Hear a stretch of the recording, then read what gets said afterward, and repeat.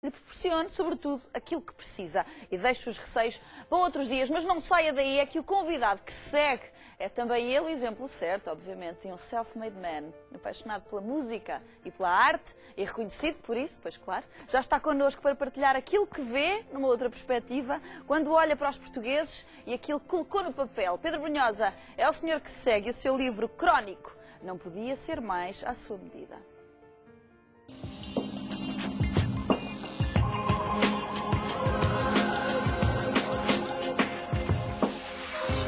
Olá Pedro, prazer que é receber-te aqui. Prazer é todo meu. Tão bom estar à conversa contigo. Muito obrigado. E estás com uma aventura nova. É verdade. Já viste, depois de olhares, eu acho isso muito curioso, que é, tu de facto, no teu percurso, nesta tua carreira tão extensa e sempre a continuar, obviamente, tens sempre uma opinião muito crítica, o teu posicionamento perante a sociedade, os portugueses, aquilo que nós somos, aquilo que nos define, não só nas tuas letras, no teu trabalho, mas também na tua atitude perante a vida. E nós conhecemos isso. E agora, fazes aqui uma reunião de crónicas, que parece que também moldam tudo isto, não é? Parece que representam um bocadinho isso, aquilo que nós somos. Sabes que, para já, a opinião é aquilo que nos resta, não é? Nós já temos tão pouco, e a opinião é uma das coisas que não nos conseguem tirar. Claro. O livre pensamento, termos... e acho que a opinião deve ser cada vez mais exercida. E eu tenho tentado utilizar alguma da visibilidade que me deu a música para, eu não digo ser um crítico no sentido da maledicência, mas de estar atento em relação a algumas das coisas que são importantes e que são, no fundo, um retrato, digamos, para usar uma palavra cara, sociológico do que é o país, não é? E és porta-voz também disso, não é? Eu não sei se sou porta-voz. Porta-voz significa que estamos de acordo com tudo. Já me tentaram, na altura, quando foi da geração Arrasca, que eu era porta-voz da geração Arrasca com a célula de música Talvez Foder, e eu sempre disse que não, porque às vezes há uma desintonia entre mim e o público. Sim. Pronto. E é bom que haja. Claro. Porque o autor tem que estar um pouco à frente daquilo que o público vai consumindo. Agora, nesta autoralidade da opinião, eu não faço mais do que crónicas. As canções são crónicas. A canção ocidental está baseada na crónica. O trovador era um cronista. Ele ouvia a história na aldeia anterior com música. Para depois a ir narrar na aldeia posterior. E algumas das grandes crónicas trovadorescas do madrigal, da canção ocidental, sobretudo aqui na zona da Península Ibérica, são hoje uma das formas de sabermos grande parte da história. E a história faz-se das pessoas, a história faz-se do povo e não das grandes coisas que se passam na corte. Exatamente. E tu vais observando, as pessoas conheces nos episódios que vives. Pois, são episódios pequeninos, é exatamente essa história que me interessa. Exato, não é? Tens pequenas histórias, pequenos momentos. Eu tive a oportunidade, não de ler tudo, mas de alguns momentos que tens aqui. Uma forma de escrever que eu adorei, porque usas de facto um timbre muito direto e sóbrio sobre as coisas. Há uma identificação lógica e direta com muitas citações. Sim.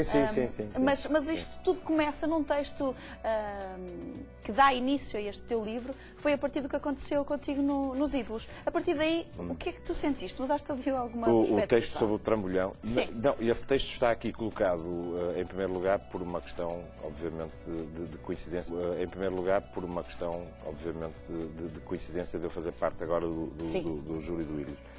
Mas esse texto, quando eu escrevo esse texto, já tinha digamos, uma vasta gama de crónicas para trás.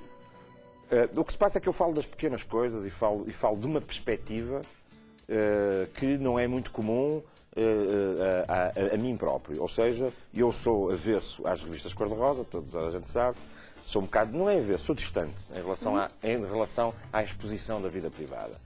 E, portanto, é verdade, sempre tiveste exato, eu acho que a vida privada é privada e, portanto, não deve ser usada para promoção pública. São coisas distintas e às vezes conflituosas. E, portanto, mas permite-me a mim próprio dar a minha perspectiva do lado lá do espelho, um bocadinho Alice no País das Maravilhas, do lado lá do espelho, de como é que é a vida nas pequenas coisas para lá dessa visão, digamos, cor-de-rosa. Mas temos aqui o outro Pedro Brunhosa, neste livro aqui. Temos, quer dizer, nós todos somos outros, não é? Sem sermos heterónimos, nós somos muitos. Nós não somos uma face monolítica face ao mundo. Nós somos polimórficos, somos muita coisa. Mostramos uma face quando exercemos uma função pública, como é o caso de ti, por exemplo. Há uma imagem que se projeta, mas nós somos todos muitas outras coisas. Claro. E, portanto, eu mostro aqui algumas das coisas que eu sou e que vejo. E nós somos, sobretudo, a maneira como vemos o mundo. Eu aqui falo das cabeleireiras e do que eu acho das unhas de gel falo de coisas que não têm nada a ver comigo, mas que fazem parte do dia. Não percebo nada. A maneira como tu escreves, tu sabes como é que as coisas funcionam. De facto, és curioso também. Pois sou um curioso. A razão é exatamente isso, sou um curioso. E, portanto, interessa-me saber e faço muitas perguntas. E é isso que depois está aqui, porque eu transformo essas pequenas coisas em histórias. As crónicas são histórias. Em relação ao trambolhão, é a perspectiva do homem que cai. Porque toda a gente tem uma opinião sobre o trambolhão, como é evidente. Exatamente. Mas esta é a única que é exclusiva, que é a minha, que foi aquele que o sofreu. E, portanto, sim, nesse aspecto... Mas tu achas que o olhar dos portugueses, desculpa, nós até temos essa imagem, mas... e que eu acho, sobretudo, Pedro, que tu foste... lá está, és sobretudo um homem com muita classe, a forma como a tua lucidez com que tu dás a volta às situações que para outra pessoa lidaria de uma outra maneira. Aqui, a partir, tu já nos referiste que tinhas muitas crónicas que já foste escrevendo, que ias escrevendo, depois tiveste esta situação, que pões aqui também, e depois continuaste nesse olhar dos portugueses. Mas nesta situação aqui, porque passámos as imagens, achas que os portugueses também têm muita facilidade, não é? No rir-se dos outros, na forma como se posicionam. Eu acho que esta situação que acabamos de ver é risível, não é? É risível. Sim. Não posso dizer é caricata, claro, é caricata, quer dizer, é caricata. Agora, é preciso que eu que caí, eu sei qual foi a coisa mais importante para mim. Foi que no momento em que caio, eu só estou preocupado em perceber se estou em condições para ir acompanhar os dois miúdos a seguir. Porque eu ia acompanhar duas baladas, se fossem músicas fortes, talvez eu tivesse extravasado a adrenalina. Mas eu ia acompanhar em duas baladas, portanto, dois momentos muito íntimos, dois finalistas. E, portanto, há que haver ali um controle muito grande. Esta é a parte profissional. A parte humana é aquela em que o meu ego sai ferido, obviamente, em que os portugueses veem, mas, por outro lado, cumpre um papel de escape do ponto de vista quase sociocultural, que é nós todos temos um certo prazer em ver os poderosos cair. E aqui há uma metáfora da queda do poder, que é aquilo que eu acabo por escrever nesta crónica. Portanto, eu acabo por dizer que se soubesse que ia fazer rir os portugueses desta forma, se calhar já tinha caído mais cedo. Claro, tiravas-te várias vezes. Mas tu falas também de algo muito importante que é o eco, essa tua capacidade de projetares esta tua imagem que construíste, mas ao mesmo tempo esse teu lado humano e este teu olhar. Nós somos um povo de brandos costumes? Continuamos a ser. Somos invejosos. Sim, quer dizer, eu acho que a situação atual... Nós temos em Espanha um exemplo muito típico, quer dizer, os espanhóis já se estão a rebelar contra uma intervenção estrangeira no seu sistema financeiro. Os portugueses, nós temos sofrido atrocidades, atropelos, continuamos a pagar pelos roubos de alguns dos que nos têm governado, nos quais nós temos votado. Continuamos a votar nos mesmos, que é uma coisa absolutamente notável, e temos uma capacidade total, absoluta de conformismo para com esta situação. E, portanto, essa passividade é algo que me irrita.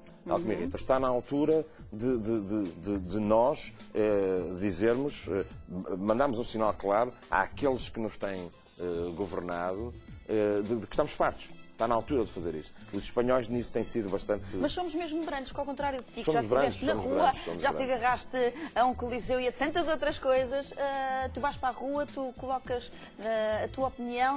Mas Ana Rita, deixa-me dizer-te uma coisa. Eu acho que os portugueses aí são brandos porque há medo da represália, há medo de perder o emprego, há medo de uma série há um cerco económico ao português enquanto cidadão, há medo das finanças, há medo do aparelho de Estado, há medo da polícia, há muitos medos que estão arraigados nos portugueses. Somos ainda filhos da repressão também do que vivemos lá atrás, mas já vivemos 38 anos de democracia, ou suposta democracia, é uma democracia que tem sido asfixiada pelo poder económico. E eu recordo aqui as palavras do Paulo Teixeira Pinto, um grande amigo pessoal, envolvido na editora, na Babel, de uma forma, enfim, de coração. E o Paulo dizia que antigamente o dinheiro mandava no poder. Agora, o dinheiro é o poder. Pois é. E estas palavras são de Paulo Teixeira Pinto. E eu acho que esta é uma metáfora da realidade. E é disso que os portugueses têm medo. E é por isso que os portugueses não se rebelam mais e não se manifestam mais. De qualquer forma, falamos de portugueses e falamos de vários exemplos. Por exemplo, voltando aqui também ao teu livro, que nunca saímos, Radicais e Alternativos. Dá-me um exemplo. O teu olhar acaba por ser também algo humorístico. Sabes o que é? Porque os portugueses podem ser brancos em muitas coisas, mas são muito caricatos também. Pois são. Não, isso aí, repara, este livro, agora para entrarmos numa registro um pouco mais, este livro é um livro light, não é um livro de humor. Sim. De crónicas de humor. E, portanto, eu falo de alguns tiques, de algumas caricaturas. O português é caricato em algumas coisas. Há palavras que me irritam, sinceramente. A palavra jovem irrita-me.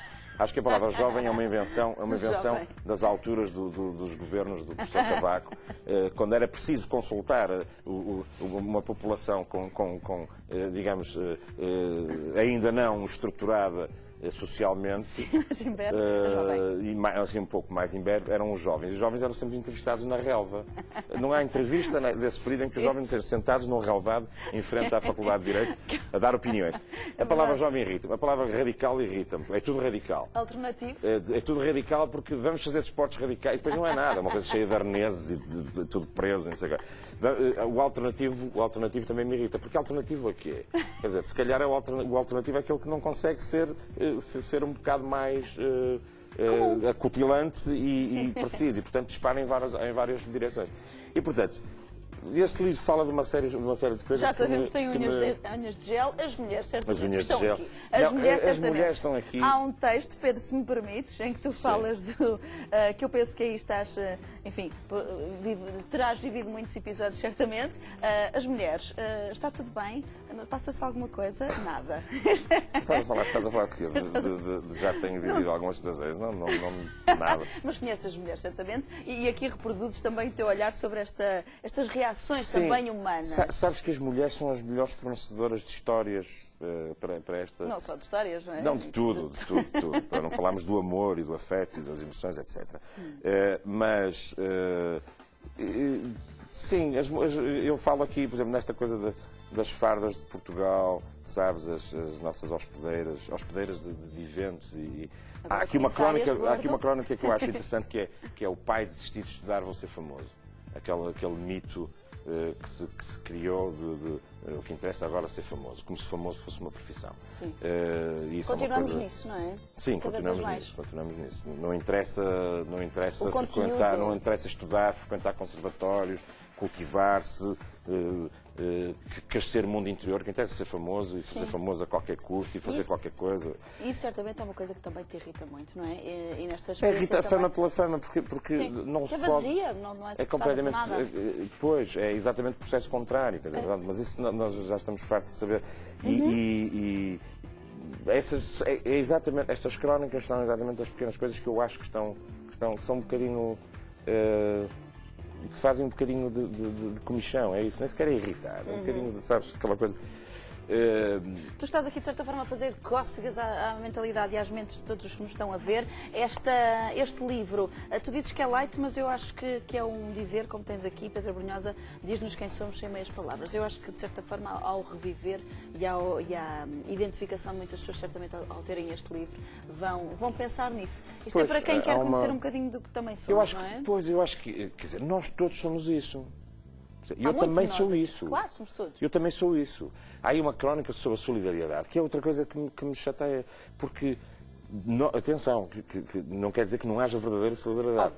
Mas a solidariedade tem sido usada de uma forma abusiva quer pelos promotores da suposta solidariedade, quer por alguns intervenientes, artistas, etc., para se promoverem. Sim, sim. E, portanto, a solidariedade é outro termo que a mim me começa a causar alguma impressão. Claro. E, portanto, aqui eu falo dessas coisas que são coisas...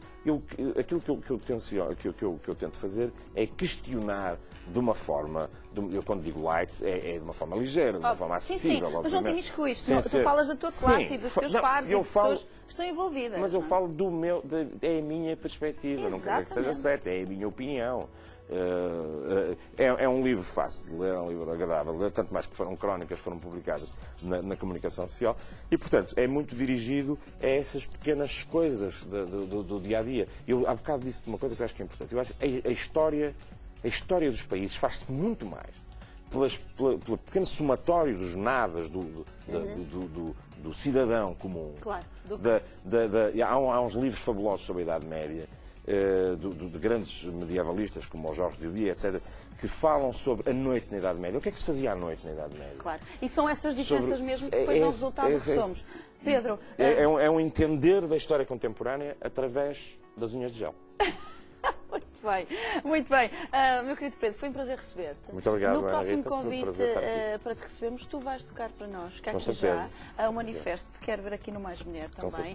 A tocar e a atuar. Um grande beijinho para ti. Muito obrigado, Vamos Rita. falando, foi um prazer e é um sucesso. Muito obrigada. Muito obrigado, igualmente. Beijinhos. Obrigado. Não deixes de conhecer este livro único e aproveite também a oportunidade que segue. Temos então 5 exemplares deste livro para si e é tão simples para o receber. Apenas tem de nos enviar um e-mail para mpassatempo@sic.pt e habilita-se a receber um destes exemplares. Aproveite esta oportunidade e regresse connosco amanhã. Teremos de novo um final de tarde irresistível e muitas surpresas. Não se esqueça ainda de visitar o nosso blog em maismulher.sic.sapo.pt. Neste endereço pode ainda rever os nossos melhores vídeos, os melhores momentos, são tantos, e deixar a sua opinião. Quando consiga então amanhã para uma quarta-feira deliciosa, desejo um resto de noite perfeito e com tudo aquilo a que tem direito. Marcamos o nosso encontro às 17h30 amanhã.